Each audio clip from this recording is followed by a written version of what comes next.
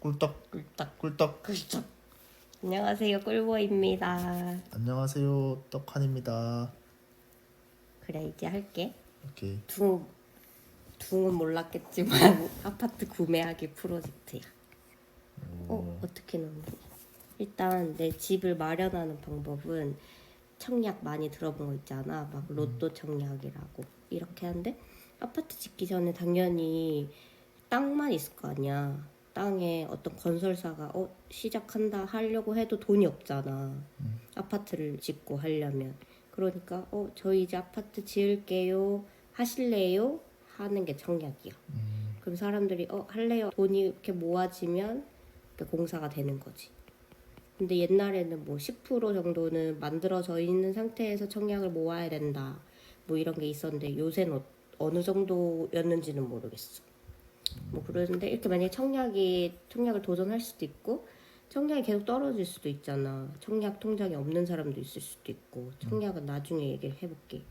그러면은 누군가 청약으로 당첨돼 있는 집을 사는 경우도 있어. 그 대신 아직 공사 중인 거. 내가 이번에 그렇게 산 거고, 누가 사서 1년만 가지고 있다가 팔았어. 그걸 내가 산 거야. 그래서 이제 내년에 아파트가 거의 다 지어지고 있잖아. 그게 분양권 매수인 거고, 이것도 당연히 뭐 중개 수수료도 내고 하는데, 이것도 다음에 얘기해볼게. 그리고 다 지어져서 누군가 살고 있으니까, 동네 집, 우리 집, 본가 집처럼 이렇게 아파트에 있다가 사는 경우도 있겠지. 그게 아니고, 이건 아까 우리가 본 한 40 몇 년 된 아파트 있었잖아. 그런 것처럼 일단은 사. 근데 얘네들이 만약에 부서지고 이거를 베팅을 하는 거지. 아니면 조금이라도 진행된 것들 1단계, 2단계 이 상태인 걸 사는 거야. 이것도 나도 잘 모르지만 나중에 해볼게. 일단 지금 우리가 대구에 있으니까 대구 아파트 시세를 볼게. 내가 생각하기에는 한 32평이 얼마 정도 할 것 같아? 좀 좋은데 기준. 매매 아니면 청약 잘 모르겠네. 아예 가능하면 한 6억 정도 했어. 지금은 좀 더 오르고 있어. 24평은 한 4억 정도 하는 것 같아. 좀 좋은 입지일 때. 근데 약간 그러면 구축 아파트를 산다고 생각하고, 우리가 만약에 3억 아파트짜리를 산다고 생각하고 해볼게. 계산을 해볼게. 일단 전용 5구, 전용 84 이런 거 들어봤어? 안 들어봤어. 이게 우리 옛날에는, 지금도 얘기하지만 24평 막 32평 얘기하잖아. 그 밑에나 더 넓은 평은 아예 그냥 생각 안 하고, 이렇게 생각하면 옛날에는 평이라는 말을 썼는데 요새는 쓰면 안 되는 건지 뭔가 갑자기 이렇게 제곱미터로 바뀌었어. 그래서 부동산도 돌아가다 보면 이렇게 나와 있어. 이게 전용 5구는, 전용 84는 몇 평이냐? 반대로 화살표가 됐는데, 얘가 24평이고 얘가 32평. 그러니까 5984. 5984. 이렇게 많이 보일 거야. 근데 이게 왜 어떻게 된 거냐면, 3.3 제곱미터가 1평이야. 이건 그냥 등식이니까 원래 그래. 그럼 계산을 했어. 24평. 내가 아까 계산기로 두드렸거든. 근데 79.2인 거야. 아까 몇이었지? 아까 59. 79.2. 다르지? 그리고 32평도 105.6인 거야. 그래서 나도 이게 너무 혼란스러웠어. 그래서 이게 왜 혼란스러웠냐면, 이거는 근데 이걸 약간 말로 풀어내기 어려운데, 아무튼 이게 지금 안 맞잖아. 우리가 이거 본 거랑. 이게 전용이란 말이 있어서 그래. 전용? 그러니까 24평이지만 실질적으로 우리가 이렇게 아파트가 있으면 뭐 베란다 빼고 엘리베이터 빼고 약간 이렇게 하면 이만큼을 내가 전용으로 쓸 수 있다, 이렇게 생각을 하면은 이게 차이가 나는 게 이해가 되는 거지. 아, 베란다랑 그치. 포함된 거네. 그럼. 그치 24평이라고 하는 건. 그래서 같은 32평이라도 빌라가 더 넓어. 아무튼 그래서 이거는 1평은 3.3 제곱미터는 맞는데, 이건 헷갈리니까 신경 쓰지 말고 5984면 5983. 그래서 만약에, 근데 잘 녹화되고 있겠지? 응. 3억짜리가 있어. 3억짜리가 있는데 계약금을 내야 되잖아. 내가 계약을 하겠다. 근데 갑자기 내가 3억이 띵 해서 나오는 게 아니니까 전세도 그렇고 월세도 그렇고 계약금을 일단 걸잖아. 그거를 찾아보니까 한 5에서 10%를 건다고 하더라고. 그럼 만약에 3억짜리를 걸어. 그러면은 한 3천만 원이 계약금인가? 아니면 1,500. 근데 이거는 그 사람들 사이에 매수자, 매도자와의 다르겠지만 일단은 대략 5에서 10% 한다고 하더라고. 근데 계약금이 중요한 이유가 뭐냐면 내가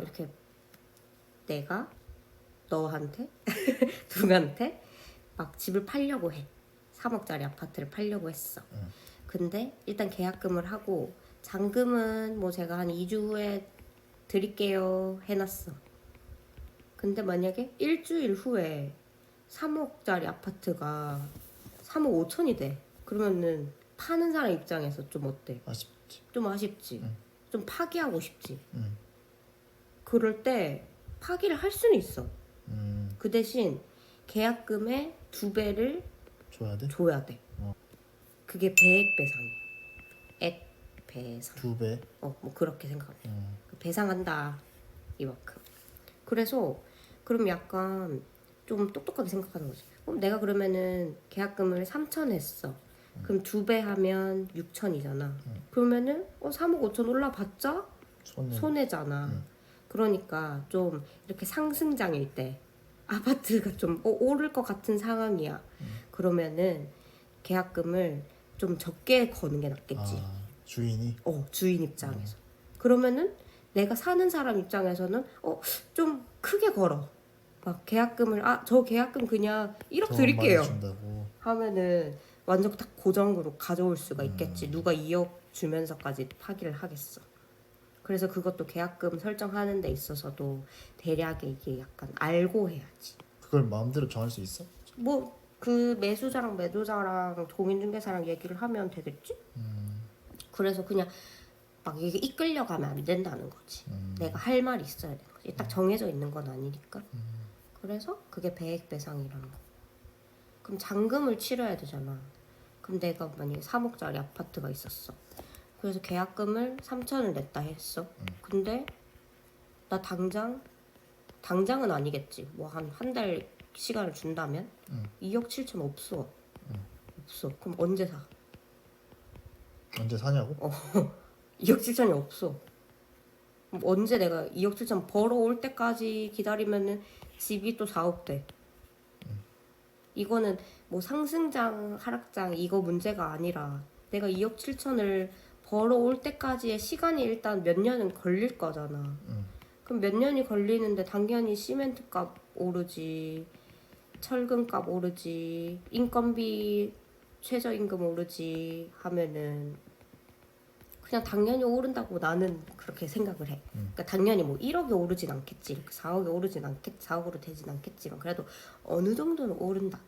이 생각으로 최대한 빨리 집을 사면 좋겠다라고 나는 그냥 그렇게 생각을 하고 있거든. 그럼 당연히 그럼 나 잔금 없어. 그래도 사긴 사야 되잖아. 그래서 대출을 하는 거야. 대출. 그래서 그게 주택담보대출인데 그냥 이렇게 하는 거지. 은행에 가서 약간 당당하게 이렇게 설명을 하자면 은행아 돈 빌려줘. 그래서 은행이 내가 너를 어떻게 믿고 하는 거잖아.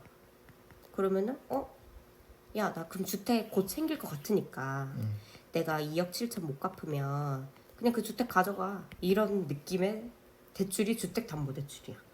그럼 은행 입장에서는 오케이 2억 7천 빌려줬다가 얘가 못 갚으면은 그 주택 가져와서 팔아버려야지. 그럼 대략 되잖아. 그럼 은행도 어쨌든 대출을 하면은 좋은 입장이거든. 이것도 나중에 얘기해줄게. 은행이 왜 대출하면 좋은 건지. 그래서 은행 입장에서는 뭐 미칠 게 없는 거야. 그래서 오케이 해서 주택담보대출이 성립이 되는 거야. 둘 다 좋은 거잖아.